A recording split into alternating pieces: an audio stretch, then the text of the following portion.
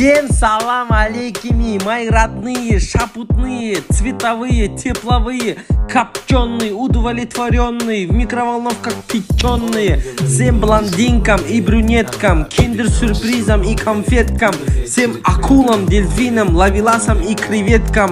Әңгіме базар, анау-мынау, мант-лагман, самса-палау. Салам всем мобилографиядағы студентам, сегодня будет много контента. Всем новичкам и постоянным резидентам, моим аристократам и интеллигентам.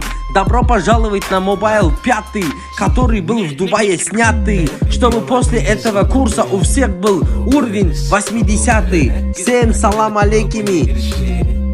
Сәлем құрметті достар, біздің жаңа сабаққа қош келдіңіздер. Ал енді сәл скучный видеолар жасап үйренген болсаңыздар, кішкене қиын әрі серьезнылау затқа көшейік. Бүгін біз сіздермен бірге ыдыс-аяқ дүкенінің, Нұрлы Хоум ыдыс-аяқ дүкенінің жарнамасын түсіретін боламыз. Түсірілім барысына кетпестен бұрын сіздерге алдын ала айтып қалайық. Біз ол түсірілімге дайындалып бардық. Дайындалу дегеніміз ол референс қарау, интернеттен, жалпы сайттардан ыдыс-аяқ дүкендерінің басқа да шетелдік брендтер қалай түсіретінін көріп алдық, және сол бойынша содан идея алу арқылы түсірілімге бардық. Біздің қазіргі сабақта айтатын зат ешқандай қиындығы жоқ заттар. Бәрі қарапайым, осы күнге дейін біз сіздермен үйреніп келе жатқан заттардың бәрін қолдану арқылы, бірақ өте маңызды зат, өте мән беретін әр детальға мән беріңіздер. Яғни сіздің бір кішкентай ғана грань сіздің кадрыңызды не қатты арзан қылып жіберуі мүмкін, не қатты қымбат қылып жіберуі мүмкін. Маған өте көп Духидің рекламасын телефонға, мониторға қойып түсіретін кісілер өте көп. Идея күшті.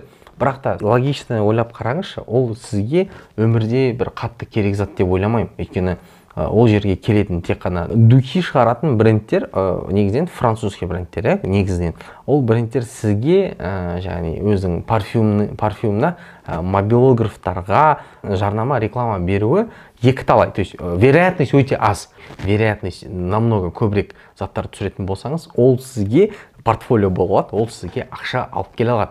Жалпы портфолио деген Videographer Pro сабағында айтқан болатынбыз. Егер де сіз тереңірек түгіліп қарағыңыз келсе, Videographer Pro-ны бір қарап шығыңыз, сізге тағы да қысқаша айтып берейін. Портфолио дегеніміз сіздің жасайтын жұмыстарыңыз, сіздің жасаған жұмыстарыңыздың қысқа, мен осылай жасай аламын деген, сіздің видеоларыңызды ертең, былайша айтқанда, басқа дүкендерге барып, жарнама ролик түсіру арқылы ақша таба аласыздар. Бұл видео өте скучный болуы мүмкін, даже операторымыз ұйықтап қалды соңына дейін. Бірақ шын айтам, соңына дейін қараңыз, әрбір моментте, әрбір детальда қызықты заттары бар, чтобы ертең сіз жұмысын жасағанда қателік жібермес үшін міндетті түрде соңына дейін қараңыз. Нағыз енді осыған дейін оңай болып жатыр, бір андай рекламды роликтер қашан жасаймыз деген кісілер. Осындай жасап түсіріп алып келдіңіздер. Кім маған егерде осы видеодан кейін, осы сабақтан кейін кім маған біз жасағандай бір жарнама ролик түсіріп алып келіп берсе, сразу сертификат береміз. Бүгін біз Нұрлы Хоум аккаунтын қойып қоям, жұмыстан кейін осы аккаунтты белгілейтін боласыздар. Ыдыс-аяқ дүкеніне келдік. Курстан кейін жарнама роликтер, рекламалы роликтерді түсіретін кезде біз қалай істейміз деген сұрақ туындауы мүмкін. Біз әр сфераны осы күнге дейін қозғап келдік. Бірін барбершоп болды, автомойкаларға бардық. Екі жол бар жалпы рекламалы роликтерде. Біріншісі интерьер экстерьер түсіру, ол дүкеннің өзін көрсету, негізінен жалпы қандай бұйымдар бар екенін көрсету. Екіншісі ол әр товарға бөлек акцент беру. Мына жерде маған өте ұнап тұрған, өте дұрыс жасалынған, бірақ аккаунтқа кірген кезде өкінішке орай дұрыс қолданылмаған бір бұйымдар, мынау кішігірім кәдімгі студия. Өзіміздің сүйікті қара мата. Мынаны сіздер білесіздер, кез келген ыдыс-аяқ дүкенінен барып сатып алсаңыздар болады. Торт пісіргенде торттың үстіне қоятын. Бірақ бұны біз бүгін өте бір керемет құрал ретінде қолданатын боламыз. Мен сіздерге ылғи строительный базардан алатын свет деп айтып жүремін. Міне мынау светтер. Қателеспесем, біреуінің бағасы 2000 теңге. Осындай светтер қолданылған екен. Формула қарапайым. Біз қазір өзіміздің товарымызды қоямыз. Мынаның үстіне айналдырамыз. Егер мынау жоқ болса да проблема жоқ. онда істейтін боламыз. Жалпы осы Нұрлы Home дүкеніне бірнеше түрді жарнама роликтарды түсіретін боламыз. Бірінші керек маған цветовой лампа, бірақ мен оны қолданбауым әлі белгісіз. Ол жерге мен телефонды қоям. Неге мен мынау цветовой лампаны қолданайын деп жатырмын? Өйткені көп кісілер, яғни біздің телефонымыз, біздің камерамыз егерде предметный съемка болса, егерде ол тағы детальды түсіретін предметный съемка болса, желательно кейбір кадрлар қозғалмай, яғни просто статично деп айтылады. Статикалық түрде түсіретін болса, қозғалмай. Пайдасы өте көп.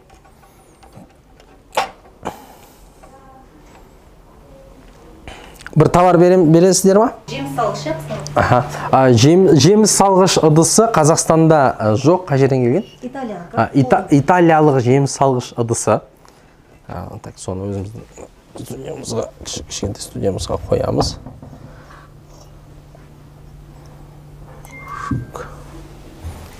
Барлық артық светтерді өшіріп тастақ бола ма? Мынадан басқа.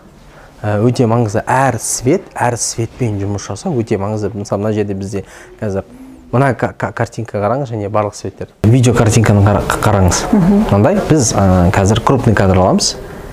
Енді видеода экспозиция деген зат бар, білесіз? Экспозицияны басып аламыз да, экспозицияны блокировка қоямыз. Яғни камераға түсетін мына светті контроль жасауға болады. Енді мен оны түсірсем, картинканы қараңыз. Вот, съемканы басаймыз, и мына жерде осылай ақырын несеп айналдырып, әрбір хрустальды, әр детальді көрсете береміз. Мобилография деген осы. Керемет. Мынаның барлығы детально көрінді. Детальдан барлығы детально көрініп тұр. Біз қазір видеоға әрбір, мынау бізде қазір средний план, крупный план болып саналады. Алып алдық. Так, екіншіміз тұр осының ортасына қойып аламыз. Жаңа экспозициямызды жөндедік. Мынау общий план деп аталынады.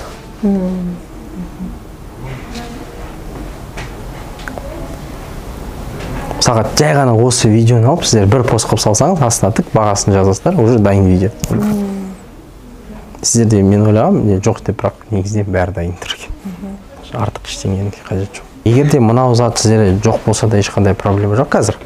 Мынау зат жоқ болса да проблема жоқ. Оны біз бұның орнына қолмен де, әдеттегідей қолмен түсіреміз.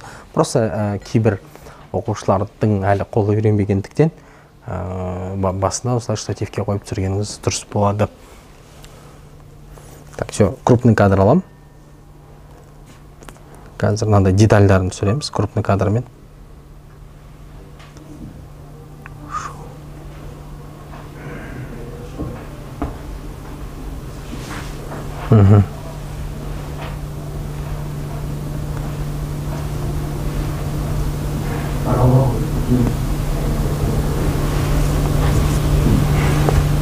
Сізде бір хрусталь ма, бір нәрсе бар ма?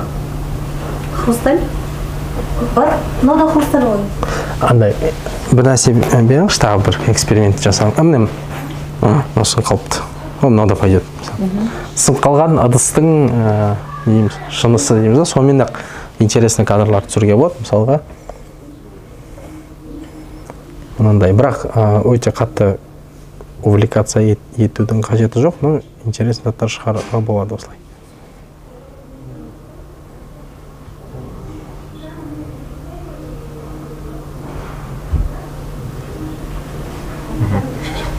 Байқасаңыздар, мен қазір әр товардың бір общий план мен бір крупный план алып жатырмын.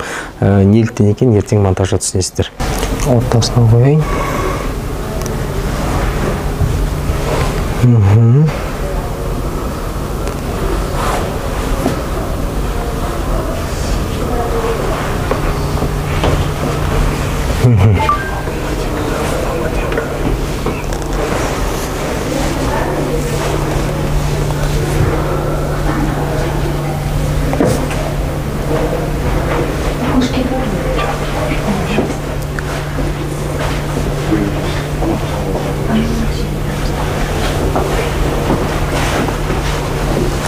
Тағы да бір штативке бір кадр ала салайын. Сіздер съемка жасаған кезде, қараңыздар, сіздер съемка жасаған кезде максимально көбірек кадр алып алыңыздар. Өйткені ертең монтажда перебивка болған кезде динамичный видео болса да, қай жағынан болсын қорықпай монтаж жасайсыздар. Сол үшін максимально динамичный кадрлар аласыздар. Так, менде қазір бір экспериментальный бір зат жасағым келіп тұр. Бірақ қаншалықты келеді, келмейтінін бір қарайын. Жоқ, келмейді екен. О, шымайыр. Осындай бір-екі қандай түсініксіз, бірақ әдемі кадрлар алып аламыз. Мынандай.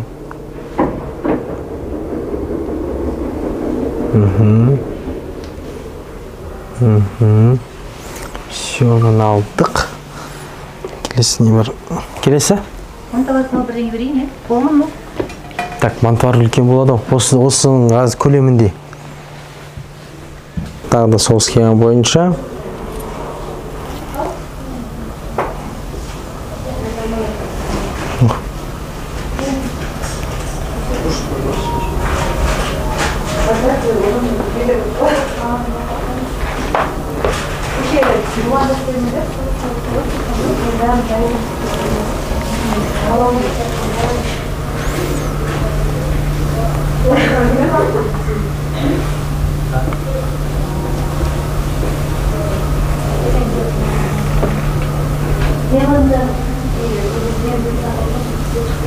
Қысқаша ғой, негізі біздің байқасаңыздар кадрларымыз. Бұдан сіз бастапқыда видео түсірместен бұрын түсініп алу керексіз. Мен қандай видео жасаймын? Мен қазір басында, мен бір минуттық динамичный видео жасаймын, және әр товардан бөлек-бөлек 15 секундтық видеолар жасаймын. Осы арқылы сіз кез келген дүкенге, қазіргі случайда ыдыс-аяқ дүкеніне барып видео түсіре аласыз. Мынандай мысалға біз алдында кушиный шагиді үйреніп алған көп кісілер мынандай видеолар түсіреді. Бүйтіп алады да, міне бүйтіп ақырыңғы былай бір көрсетеді, одан кейін мынадан осылай көрсетеді. Возможно, бір-екі крупный кадр алады.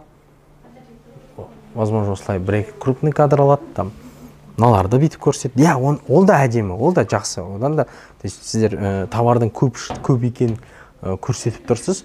Бір-екі пост ретінде. Но в общем понимание сіз өзіңіздің товарыңызды қымбат, яғни мынаның бағасы мынандай картинка болған кезде бағасы автомат түрде өседі. Автомат түрде қымбат қылу үшін кішкене еңбек ету керек. Еңбек еткенде де енді выигрышный зат қой, студийный съемка деп аталынады, предметный съемка деп аталынады. Ештеңе кетпейді мынаны жасағанға, өте гениально жасалынған зат. Свет базардан аласыздар, қара матан аласыздар. И осыны жасауды үйреніп аласыздар, 60 кадрға түсіресіздер. Ертең любой магазинге барыңыздар да, осындай жасап берем, сенің SMM-іңді жүргізем, видеоңды рекламный ролик түсіріп берем.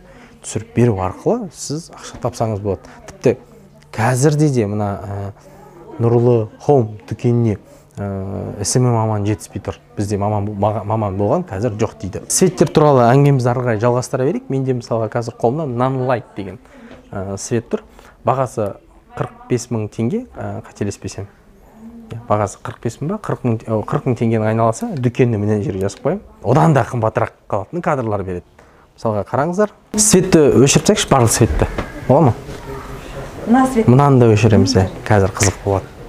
Эксперименттер жасасаңыздар, эксперименттер күшті болады. Бірақ сіздер эксперимент жасау алу үшін көп тренировка жасау керексіздер. Және біз айтып жатқан правиланың әрбіреуін нақтылай, точка бойынша келу керексіздер. Бұл өте маңызды. Өйткені мысалға мен светті қазір мына жерге простап қоя салған жоқпын. Бұл бізде 3-point lighting деп аталынады. 3 точкада берілетін свет. Так, цветовой лампам, тағы да айтам, базардан 7 мың теңгеге сатып алғам. RGB береді. Қызыл, сары, жасыл, көк. Мына жерге қоямыз.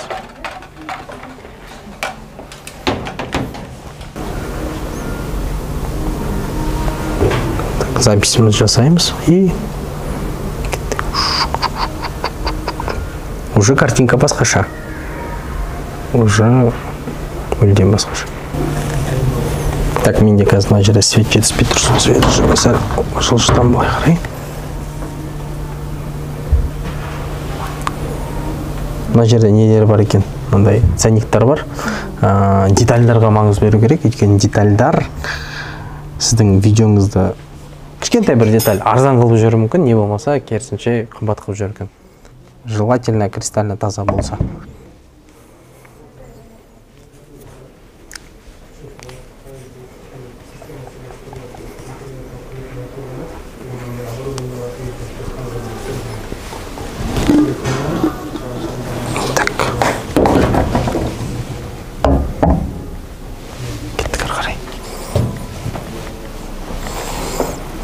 Так, светімізді қойып алайық. Мына жерге кез келген светті қоя берсеңіздер болады.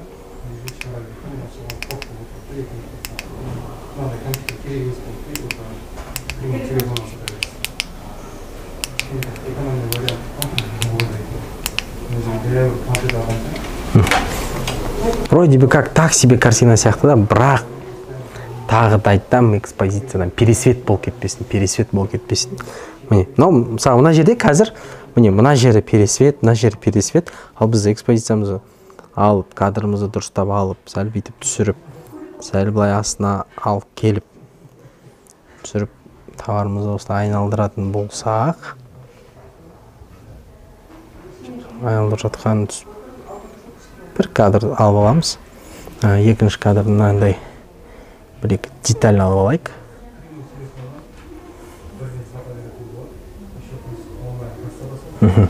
Біз жаңа кішкене цветті ауыстырдық. Бізде қазір кастрөлдің рекламасын түсіреміз. Видеосын.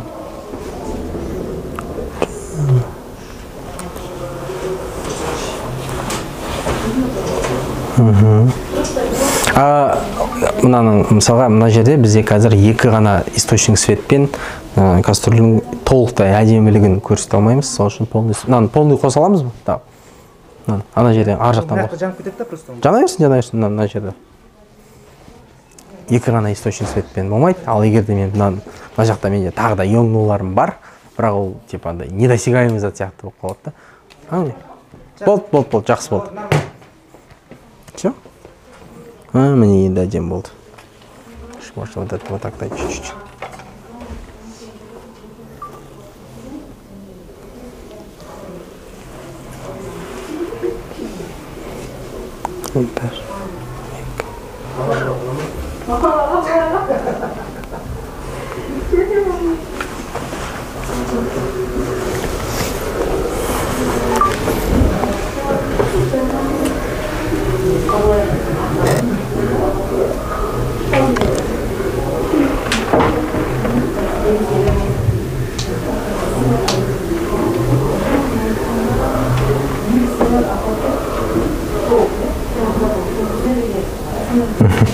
Болды, келесі товарды қоя берсек.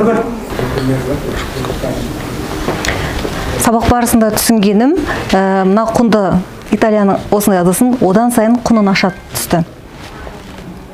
Кез келген затты қымбатқа етіп көрсетуге болады. Алдында чеснокодавканы көрдіңіз. Солай.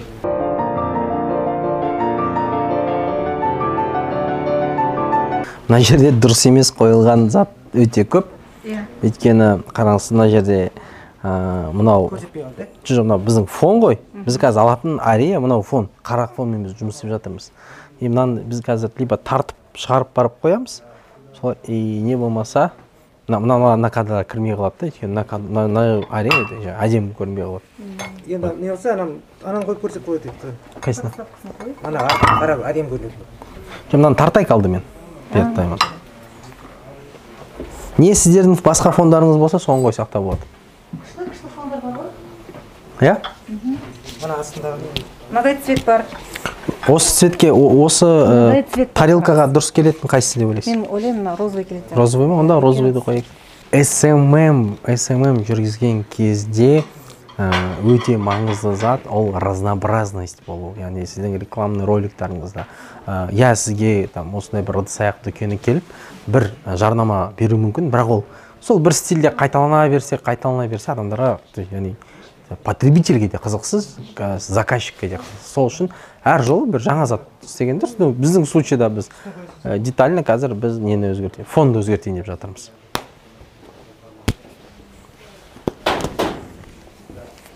және видеода мысалға біз қазір бір жаңа бір натюрморт жасадық, былайша айтқанда аксессуарлар өте маңызды. Мындай детальдар, аксессуарлар тағы да болса қоя берсеңіз болады. Мыналар әдемі көрінеді екен. Натюрморттар болады. Өкінішке орай тек қана бүкіл жерде айналдырып аямайтын зат болады. Не істейміз? Просто фоныңыз әдемі болсын, светіңіз әдемі болсын, осылай натюрмортыңыз болсын. И осында 60 кадр пен 60 кадр секундпен алып түсіре беруге болады. Мына светті мен жаңағы бликтар үшін, мынандай бликтар үшін қолданамын. Так, бізде қазір крупный кадрлар. Мына точкалар кетті. Крупный кадрлар алып алдық, былай.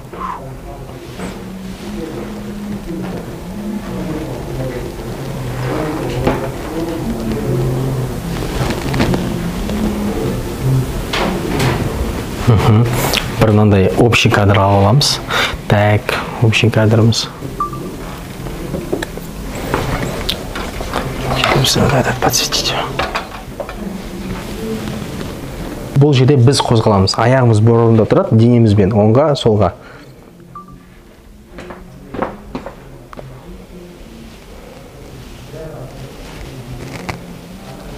Және әрбір товарды, енді натюрморт болғаннан кейін детально алып алам.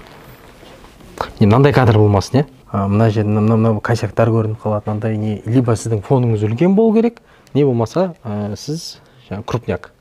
Мынандай былай жақындатыңыз, крупный кадрлар алыңыз.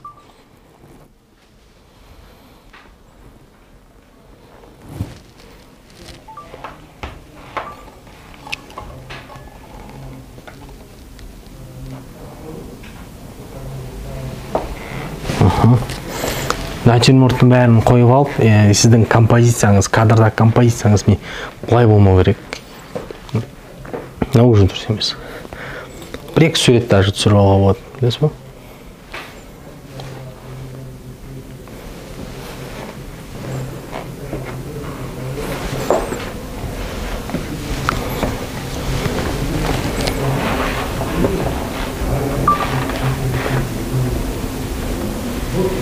Бұл жерде қатты маңызды светпен ойнау ғой. Светті өшіреміз, қосамыз. Мисалға былай. О.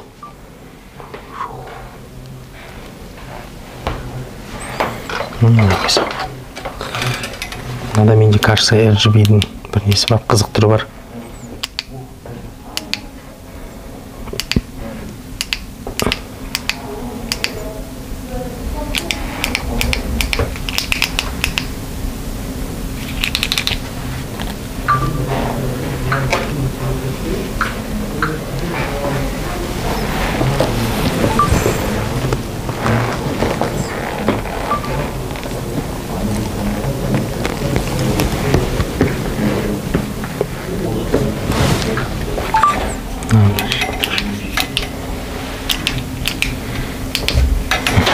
О, бәсе осы жетіспей тұрды ғой.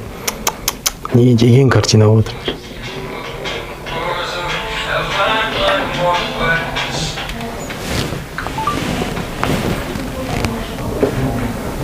Әр детальді бүйтіп алуға аласыздар ғой.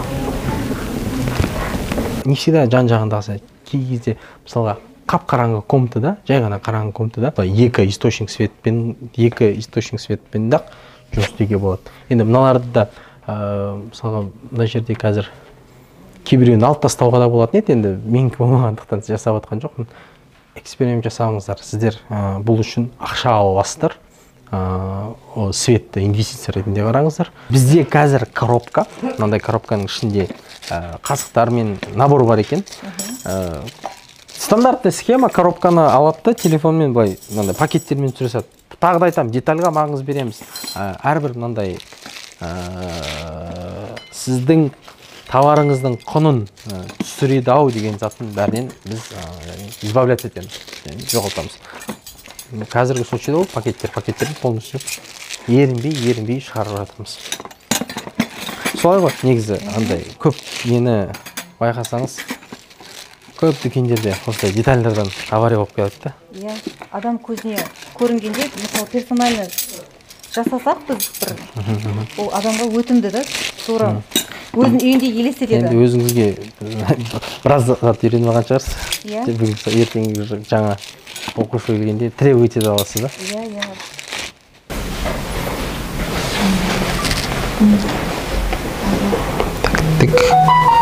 Тік түсіріп аламыз.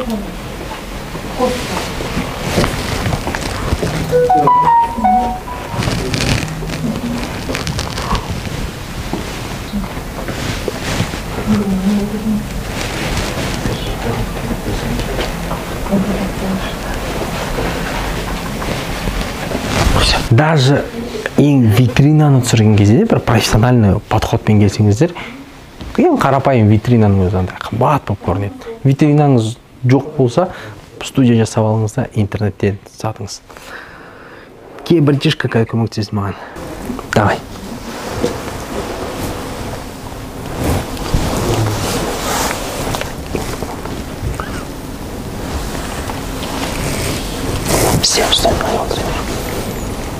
О, сер, хорошо, красавчик. Көтер, ага, көтер, все.